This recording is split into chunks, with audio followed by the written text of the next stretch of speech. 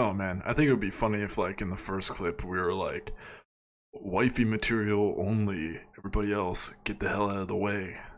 We'd be left with pretty much nothing. Anyways, gentlemen, thanks for tuning in. We got a compilation ahead of us, so strap in and let's see what we can glean. Let's roll intro.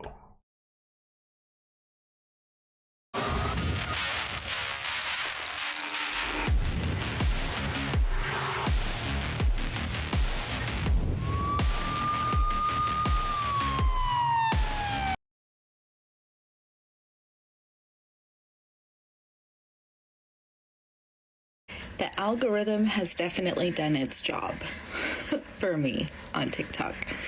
I see a lot of divorced after, like 15 years, 20 years, whatever, living on your own, like raising children as a single parent, trying to date in your now mid to late 30s and you haven't done it in a really long time, and how the dating game has changed, and it gets me. It knows exactly where I am in my life. However, one thing that I wanted to come on here and maybe talk about for just 1 second is how to date now after being with a love bomber for years and years and years.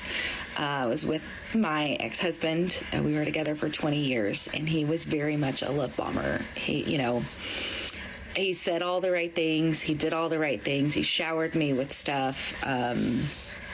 And there was a point where we were going to marriage counseling, and I actually had to tell the marriage counselor, he tells me 47,000 times a day that he loves me. And that sounds like I'm not complaining. Please understand that it's great that he told me that he loved me. And there's a lot of people that don't get that from their spouses. But the fact was that he was trying to get me to respond in a certain way. And it was a lot of pressure for me to have to say I love you every time I got up to go to the bathroom, or every time I got up to go get a drink. Every time I would leave the room, it was I love you, I love you, I love you, I love you. And please, I understand there are people that don't get that, and I hope you do. But now, being that I'm trying to start seeing other people and having healthy relationships and healthy boundaries, it's really hard to go all day without talking to the person that I want to talk to the most, right? So my ex-husband and I would text literally all day, every day, and it was just normal for us.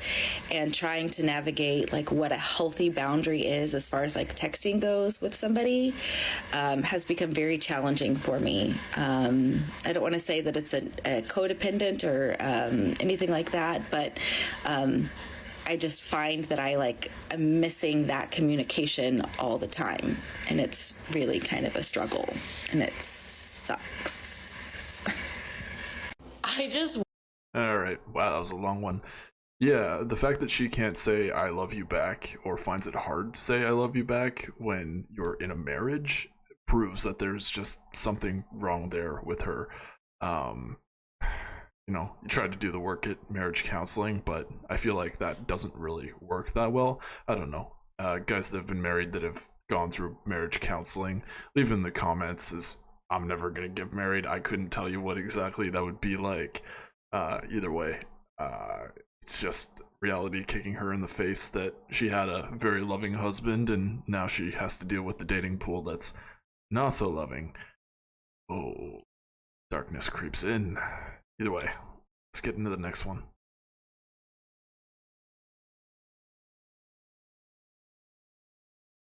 Went through the stupidest fucking situation. Basically, here's what happened. So there's this guy that I have been off and on seeing, talking to, hooking up with, whatever. And he, this morning-ish, around lunchtime, he's like, hey, I'm going to lunch with one of my guy friends and I really would like you to meet him.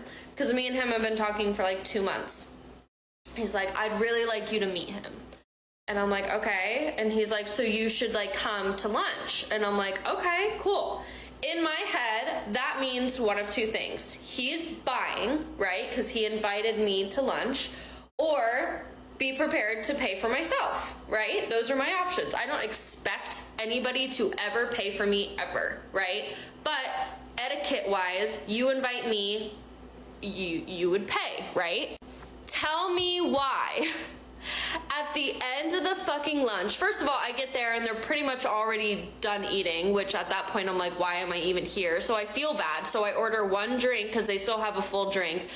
I order one drink and a side salad. Okay, so my meal, my one drink and the side salad, probably maybe total $15 with a tip. Okay, so keep that in mind. Mama's crying, so we're gonna hold her.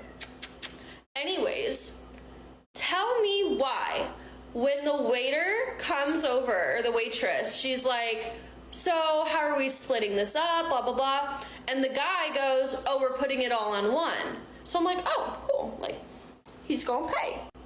She comes over, brings the bill, looks around at all three of us, like, who's the jefe here? Like, how am I getting paid, you know? The guy goes, oh, Savannah's got it. What? And they're like, yeah, we're not paying. Like, and I'm like, my dumbass panics. I panic. And I'm also not gonna like bitch this guy out in front of his friend, which I totally should have. I know that I should have. I should have just bitched him out and been like, the fuck I am. But that's not who I am. Like, I don't cause scenes. So I'm just like, the tab is $100. It's not even about the money, it's about the principle. So I feel so taken advantage of. Like, you invited me, I show up as you're finishing your meal, pretty much. I show up for maybe 10, 15 minutes, finish my side salad, and then you expect me to pay for you and your friend? I have a right to be mad. Let's talk about dating and being scared of... Okay. Wow, that was another longer one, but I feel like there are just bits and parts of the story here that she's omitting or making up. Either way, isn't it funny what happens when they end up acting as if they're the man in the relationship? Or I guess a better way to phrase that is that when she gets footed with the bill, she's upset about it, but usually when it's slid our way, we just pay the damn thing and move on with our day. Like, I've spent upwards of $200 on a date before because I'm crazy, but I don't know, when it comes to women, they just gotta moan and, you know, about it over a TikTok because it makes good content, right? You know, lying about the things that you do in your life. Okay, hopefully this is the last one.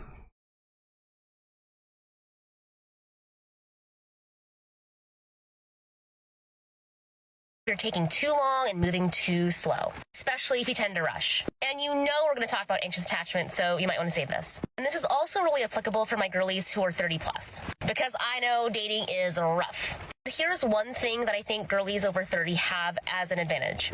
And you're saying it right here. That is, you have wisdom. That is something that is so powerful. Because if you're in your 20s and you're trying all these different things out, that's good. That's what your 20s are for. Try things on, make mistakes, why not? Because here's the deal with taking your time and moving slow. And that is low risk, high reward, compared to moving fast is high risk, maybe some reward.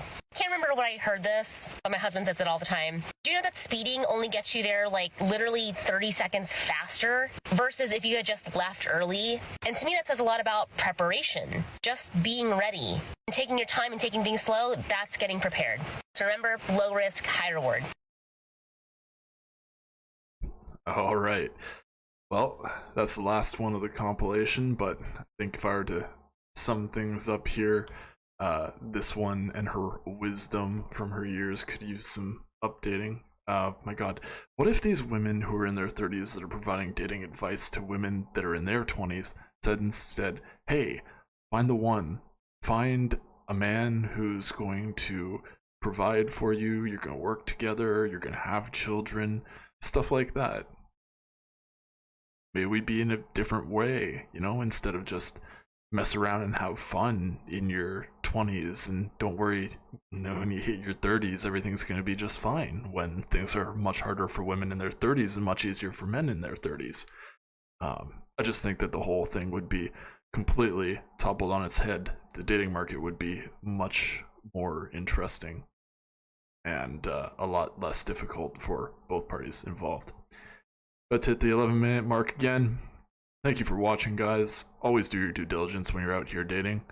Till next time, thanks for watching. Bye now.